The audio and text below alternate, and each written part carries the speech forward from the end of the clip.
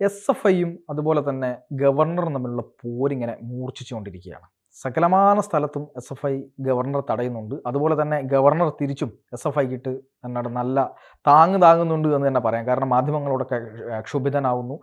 എന്തുകൊണ്ട് S F ഐക്കെതിരെ നടപടി എടുക്കുന്നില്ല എന്ന് ചോദിക്കുന്നു. സമരം വരുമ്പോൾ കാറിൽ നിന്ന് നേരെ ഇറങ്ങി എസ് എഫ് ഐക്കാർക്ക് നേരെ പോകുന്നു. ഇത്തരത്തിൽ രണ്ട് വിഭാഗങ്ങളുണ്ട്. അതായത് എസ് എഫ് ഐ ചെയ്യുന്നതാണ് ശരിയെന്ന് പറയുന്ന ആളുകളുണ്ട്. അതല്ല, ഗവർണർ ഇവരെയൊക്കെ നേരിടുന്ന ഒരു യഥാർത്ഥ പ്രതിപക്ഷമാണ് എന്ന് പറയുന്ന ആൾക്കാരുണ്ട്. ഈ സർവകലാശാലകളിലൊക്കെ സംഘിസം നടപ്പിലാക്കുകയാണ്, ഈ കാവ്യവൽക്കരിക്കുകയാണ് എന്നാണ് എസ് എഫ് ഐയുടെ ഒരു പ്രധാനപ്പെട്ട പരാതി. ഈ വി സിമാരെ നിയമിക്കുന്ന കാര്യത്തിലുമൊക്കെ ഉള്ള പല അഭിപ്രായ വ്യത്യാസങ്ങളുണ്ട്. നേരെ തിരിച്ച് എസ് എഫ് ഐയുടെ കാടത്തമാണ് ക്യാമ്പസുകളിൽ നടക്കുന്നത്, അതിനെതിരെയാണ് ഞാൻ പ്രതികരിക്കുന്നതെന്ന് ഗവർണറും പറയുന്നുണ്ട്. യഥാർത്ഥത്തിൽ ഈ കഴിഞ്ഞ ദിവസം തന്നെ തിരുവനന്തപുരത്ത് കേരള സർവകലാശാലയുമായി ബന്ധപ്പെട്ടൊരു ചടങ്ങിൽ ഗവർണർക്ക് നേരെ വലിയ പ്രതിഷേധമുണ്ടായി. അതൊക്കെ ഇപ്പം വീണ്ടും ഈ എസ് എഫ് ഐ ഗവർണർ പോര് വീണ്ടും തുടങ്ങിയിരിക്കുകയാണ്. യഥാർത്ഥത്തിൽ എന്താണ് പ്രശ്നം? ആരാണ് ശരി? അല്ല, എൻ്റെ ഒറ്റ വാക്കിലുള്ള ഉത്തരം രണ്ടും ശരിയല്ല എന്നുള്ളതാണ്. രണ്ടും ശരിയല്ല. കാരണം ഒരു ഗവർണറിൽ നിന്ന് നമ്മൾ പ്രതീക്ഷിക്കുന്ന തരത്തിലുള്ള പ്രവർത്തനങ്ങളല്ല ഗവർണറുടെ ഭാഗത്തുനിന്ന് വരുന്നത്. ഒരു വിദ്യാർത്ഥി പ്രസ്ഥാനത്തിൻ്റെ ഭാഗത്ത് നിന്ന് പ്രതീക്ഷിക്കുന്ന പ്രവർത്തനങ്ങളല്ല എസ് എഫ് ഐയുടെ ഭാഗത്തുനിന്നും പല സമയത്തും ഉണ്ടാകുന്നു. അപ്പോൾ സ്വാഭാവികമായിട്ടും ഈ രണ്ട് അരവും കിന്നരവും കൂടി കൂട്ടിമുട്ടി കേരളീയ സമൂഹത്തെ മലിനസമാക്കുന്നു എന്നുള്ളതാണ് പൊതുവായിട്ടുള്ള കാഴ്ചപ്പാട്. പക്ഷേ ഇതിൽ രണ്ടുപേരുടെ ഭാഗത്തും ചില ഇടങ്ങളിലൊക്കെ ശരികളുണ്ട് താനും. എസ് എഫ് ഐയുടെ ഭാഗത്തും ശരിയുണ്ട്, ഗവർണറുടെ ഭാഗത്തും ശരിയുണ്ട് പല ഭാഗങ്ങളിൽ. പക്ഷെ നമ്മളൊരു അക്കാഡമിക് ഭൂമികയിലേക്ക് നോക്കുന്ന സമയത്ത് ഇത് ഒരു കാരണവശാലും ശരിയായ ഒരു പ്രവണതയല്ല എന്നുള്ള കാര്യത്തിൽ ഒരു തർക്കവുമില്ല. ഗവർണർ പദവി എന്ന് പറയുന്നത് നമുക്ക് സ്വാതന്ത്ര്യം ലഭിച്ചതിന് ശേഷം നമ്മൾ എങ്ങനെയാണ് ഗവർണർ പദവിയെ കണ്ടിട്ടുള്ളത്? അത് കേന്ദ്ര ഗവൺമെൻറ്റിൻ്റെ ഒരു ചട്ടുകം മാത്രമാണ്. നമ്മളുടെ ഇപ്പോൾ നിലനിൽക്കുന്ന ഒരു സംവിധാനം എന്ന് പറയുന്നത് പൂർണ്ണമായും ഫെഡറൽ സംവിധാനമല്ല. നമ്മളുടെ രാജ്യത്ത് നിലനിൽക്കുന്ന രാഷ്ട്രീയ വ്യവസ്ഥ എന്ന് പറയുന്നത് അത് അർദ്ധ ഫെഡറൽ സംവിധാനത്തിലുള്ളതാണ്. ക്വാസി ഫെഡറൽ എന്നാണ് വിശേഷിപ്പിക്കുന്നത്. അതിൻ്റെ പ്രധാനപ്പെട്ട കാരണം സംസ്ഥാനങ്ങൾക്ക് അതിൻ്റേതായിട്ടുള്ള സ്വാതന്ത്ര്യമുണ്ട്, കേന്ദ്രത്തിനും അതിൻ്റേതായിട്ടുള്ള സ്വാതന്ത്ര്യമുണ്ട്, സംസ്ഥാനങ്ങൾക്കും കേന്ദ്രത്തിനും ഇടപെടാവുന്നതായിട്ടുള്ള ഒരു മേഖലയുമുണ്ട്. അങ്ങനെയാണ് നമ്മുടെ അധികാരത്തെ വിഭജിച്ചിരിക്കുന്നത്. അത് നമുക്കറിയാം. സ്റ്റേറ്റ് ലിസ്റ്റ് എന്ന നിലക്ക്, അതേപോലെ തന്നെ സെൻട്രൽ ലിസ്റ്റ് എന്ന നിലക്കും, പിന്നെ കൺകറന്റ് ലിസ്റ്റ് എന്ന നിലക്ക് 3 ലിസ്റ്റുകളാണ് വരുന്നത്. അപ്പോൾ സെൻട്രൽ ലിസ്റ്റ് എന്ന് പറഞ്ഞതിനിടയിൽ കേന്ദ്ര ഗവൺമെൻറ് മാത്രം അധികാരമുള്ളൊരു മേഖല, സ്റ്റേറ്റ് ലിസ്റ്റ് എന്ന് പറഞ്ഞാൽ സംസ്ഥാന ഗവൺമെൻറ് മാത്രം അധികാരമുള്ളൊരു മേഖലയും, കൺകറന്റ് ലിസ്റ്റിൽ രണ്ടുപേർക്കും അധികാരം. വിദ്യാഭ്യാസം കൺകറന്റ് ലിസ്റ്റിലാണ് വരുന്നത്.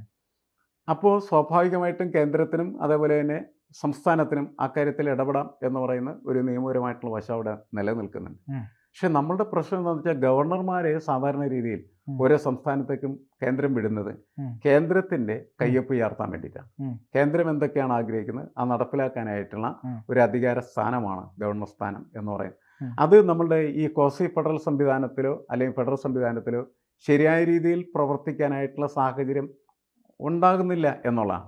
ചില സമയത്തൊക്കെ വലിയ കുഴപ്പമുണ്ടാവില്ല. കാരണം വെച്ചാൽ ഗവർണർമാരും അതേപോലെ തന്നെ സംസ്ഥാന ഭരണകൂടം തമ്മിൽ അഭിപ്രായ വ്യത്യാസങ്ങളും ഇല്ലാത്ത സമയമുണ്ട്.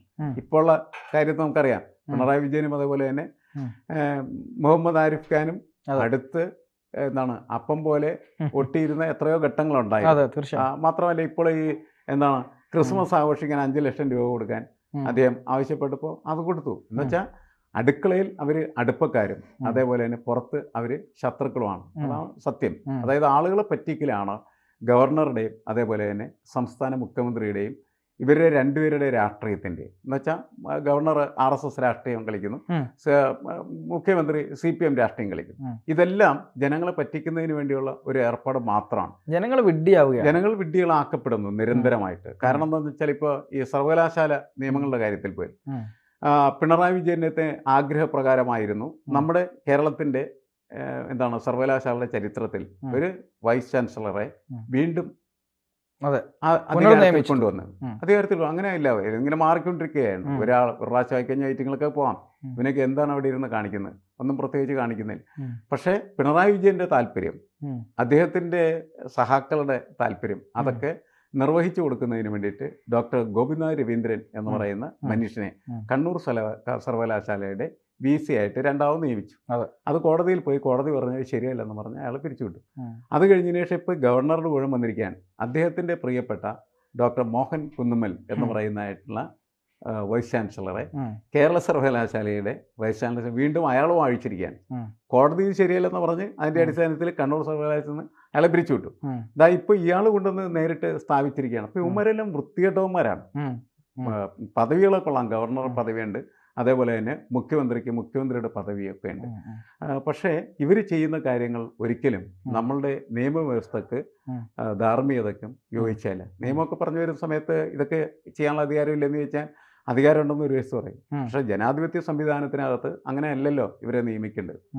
മാത്രമല്ല നമ്മുടെ ഒരു കീഴ്വഴക്കം അനുസരിച്ചിട്ട് ഇവർ മോഹൻ കുന്നുമ്മൽ ആരാണ്, എന്ത് പ്രതിഭയാണ് അയാൾ. അതേപോലെ ഡോക്ടർ ഗോപിനാഥ് രവീന്ദ്രൻ എന്ന് പറഞ്ഞാൽ എന്ത് പ്രതിഭ, ഇവരൊക്കെ എന്തെന്നാണ്. ഇവർ സാധാരണ രീതിയിൽ പഠിച്ച് അവരുടേതായിട്ടുള്ള വിദ്യാഭ്യാസ യോഗ്യതയൊക്കെ നേടി മൂത്ത് കുറേ കഴിയുമ്പോൾ ഇവന്മാരൊക്കെ ഈസിയായി ഒരിക്കലും ഇരിക്കട്ടെ, അതുകൊണ്ട് പോട്ടെ. വെറുതെ ആളുകൾ ഉപദ്രവിക്കാൻ ഇവർ നടക്കുന്നതില്ല. ഈ SFI എന്ന് പറഞ്ഞിട്ടുണ്ടെങ്കിൽ അവരുടെ ധാർഷ്ട്യം, അവരുടെ അമിതാധികാരം, അതെല്ലാം എല്ലാ മേഖലയിലും അടിച്ചേൽപ്പിക്കാൻ വേണ്ടി നിരന്തരമായിട്ട് അവർ പ്രവർത്തിച്ചുകൊണ്ടിരിക്കും. അതിനെതിരെ ഗവർണർ പല സമയത്തും ചൂണ്ടുവിരലുയർത്തും. അപ്പോൾ നമ്മളെല്ലാം ഗവർണറുടെ ഗുണമൊക്കെയാണ്. കാരണം എന്താണ്, ഇവൻ്റെ ഈ അമിതാധികാരത്തെ അടിച്ചോടിക്കേണ്ടത് ആവശ്യമാണ്. അപ്പോൾ ഗവർണർ ശരിയാണെന്ന് പറയും. പക്ഷേ അത് കഴിഞ്ഞ് കുറേ ദിവസം കഴിയുന്ന സമയത്ത് ഈ ഗവർണർ തന്നെ നമ്മൾ നേരത്തെ പറഞ്ഞ പോലെ CPM രാഷ്ട്രീയത്തിൻ്റെ അടുപ്പക്കാരനായി അടുക്കളയിൽ കൂടുകയും അയാൾക്ക് ആവശ്യമുള്ള കാശൊക്കെ അവരുടെ അടുത്ത് മേടിച്ചെടുക്കുകയും ചെയ്യും. പക്ഷേ ഈ പ്രദർശനം കണ്ട് ഗവർണറുടെ ഷോ കണ്ട് നമ്മൾ അദ്ദേഹത്തിന് വേണ്ടി കൈയടിക്കും. അതിനപ്പുറത്ത് ഒന്നും സംഭവിക്കുന്നില്ല എന്നാണ്. പക്ഷേ അതിൽ ഉയരുന്നൊരു വലിയ ആരോപണം എന്ന് പറയുന്നത്, എന്തെങ്കിലും ഒരു വലിയ പ്രശ്നം, ഇപ്പം സർക്കാരിനെതിരെയൊക്കെ ഒരു വലിയ പ്രശ്നം ഉയർന്നു വരുന്ന സമയത്ത് പൊടുന്നനെ ഈ സർക്കാരും ഗവർണറും തമ്മിൽ ഒരു വിഷയത്തിൽ വലിയ പ്രശ്നം ഉണ്ടാകുന്നു. അവിടെ DYFI ഇടപെടുന്നു, SFI ഇടപെടുന്നു, ഗവർണറുടെ കോലം കത്തിക്കുന്നു, മാധ്യമങ്ങൾ മുഴുവൻ ഈ പ്രശ്നത്തിന് മുകളിലേക്ക് പോകുന്നു. അതായത് ഉദാഹരണത്തിന് ഇപ്പോൾ ഒരു ന്യൂനപക്ഷങ്ങളുമായി ബന്ധപ്പെട്ടുള്ള ഒരു സർക്കാർ ന്യൂനപക്ഷങ്ങൾ തമ്മിലുള്ള ഒരു ചെറിയ പ്രശ്നം. അപ്പോൾ ഉദാഹരണത്തിന് മുഖ്യമന്ത്രിയുടെ എന്തെങ്കിലും ഒരു പ്രസ്താവന ന്യൂനപക്ഷ വിരുദ്ധമായി മാറി, അല്ലെങ്കിൽ ഏതെങ്കിലും പാർട്ടിയുമായി ബന്ധപ്പെട്ടൊരു പ്രശ്നം ന്യൂനപക്ഷ വിരുദ്ധമായി മാറി. അങ്ങനെ നിൽക്കുന്ന സമയത്ത് പെട്ടെന്നായിരിക്കും ഈ പറയുന്ന ഗവർണറും സർക്കാരും തമ്മിൽ പോര് തുടങ്ങുക. അവിടെ RSSന് തെളിവിടി തുടങ്ങും. അതുപോലെ തന്നെ BJP സംഘീകരണം എന്ന് പറഞ്ഞ പ്രചരണം നടത്തും. കുറച്ച് കഴിയുമ്പോൾ ഇവർ തമ്മിൽ ഭയങ്കര പ്രശ്നമാണെന്ന് തോന്നും. ഏറ്റവും അവസാനം ഈ മാധ്യമ ശ്രദ്ധയൊക്കെ വിട്ട് കഴിയുമ്പോൾ ഇവർ വീണ്ടും ഒന്നിച്ചു, കൈ കൊടുത്തു, ചുംബിച്ചു എന്നൊക്കെ പറഞ്ഞ വാർത്തകൾ വരും. ഈ പറഞ്ഞ പോലെ 5 ലക്ഷവും 10 ലക്ഷവും ഒക്കെ അനുവദിക്കും.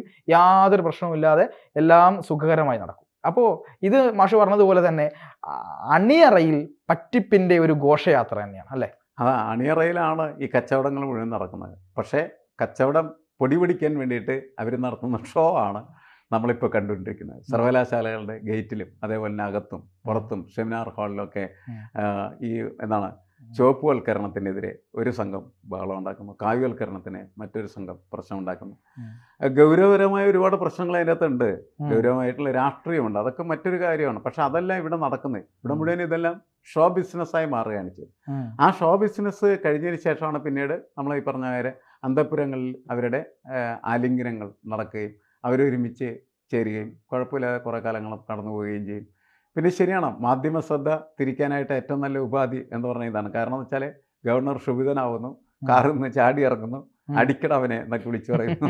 ഇതൊക്കെ നമ്മൾ ശരിക്കും പറഞ്ഞിട്ടുണ്ടെങ്കിൽ അടിപ്പടങ്ങളിൽ കാണാനായിട്ടുള്ള കാഴ്ചകളാണ്. അത് കാണാനും കൈയടിക്കാനും ആളുകൾ വളരെ കൂടുതലായിരിക്കും. അതിനപ്പുറത്തൊന്നും ഇല്ലല്ലോ. കാരണം കുറേ നാളായി നടക്കുന്ന ഒരു നാടകമാണ്.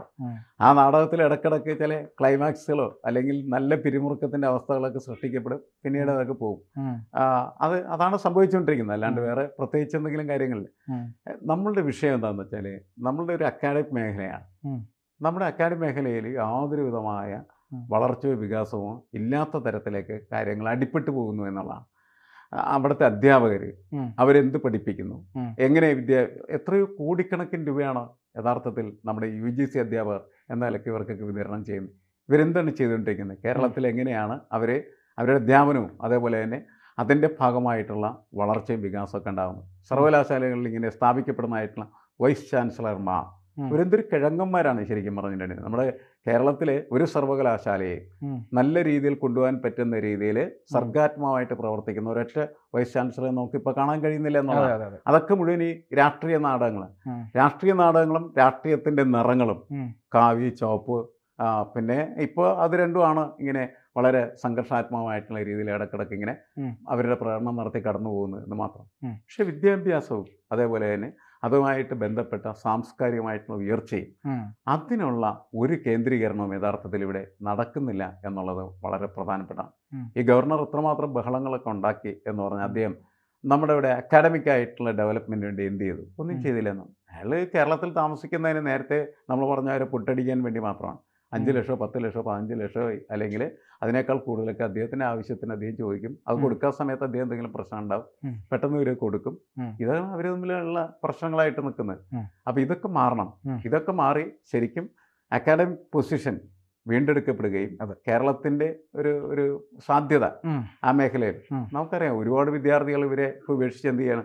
വിദേശത്തേക്ക് പോയിക്കൊണ്ടിരിക്കുകയാണ് ചെയ്യുന്നത്. ഉം. ഇവിടെ ഇങ്ങനെ അടി നടക്കും. ഉം. കുട്ടികൾ കൂട്ടമായിട്ട് മറ്റ് രാജ്യങ്ങളിലേക്ക് സർവകലാശാലകളിലേക്കും പോയി പഠിക്കാനായിട്ട് തുടങ്ങുന്ന സ്ഥിതി. നമ്മുടെ ഒരു സർവകലാശാല വിദ്യാഭ്യാസം എന്ന് പറയുന്നത് അഭിമാനകരമല്ലാത്ത തരത്തിലേക്ക് മാറിക്കൊണ്ടിരിക്കുന്നു. അതിൽ സർക്കാരിനും ഗവർണർക്കും ഒരേപോലത്തെ പങ്കുണ്ട് എന്നുള്ള കാര്യത്തിൽ ഒരു തർക്കവുമില്ല. അതുകൊണ്ടാണ് ഇവർ രണ്ടും ശരിയല്ല എന്ന് നമ്മൾ പറഞ്ഞത്. SFIയും ശരിയല്ല, അതെ. ഗവർണറും ശരിയല്ല എന്നുള്ളത്. തീർച്ചയായും എന്തായാലും അന്തർനാടകങ്ങളൊക്കെ തുടരട്ടെ. ഇതൊക്കെ കാണുന്നൊരു ജനം ഇവിടെ ഉണ്ട് എന്നുള്ളത് കൂടി മനസ്സിലാക്കിയാൽ നന്നായിരിക്കും. എന്തായാലും നമുക്ക് കൂടുതൽ ഈ വിഷയത്തിൽ ചർച്ച ചെയ്യാനുണ്ട്. മറ്റൊരവസരത്തിലാവാം.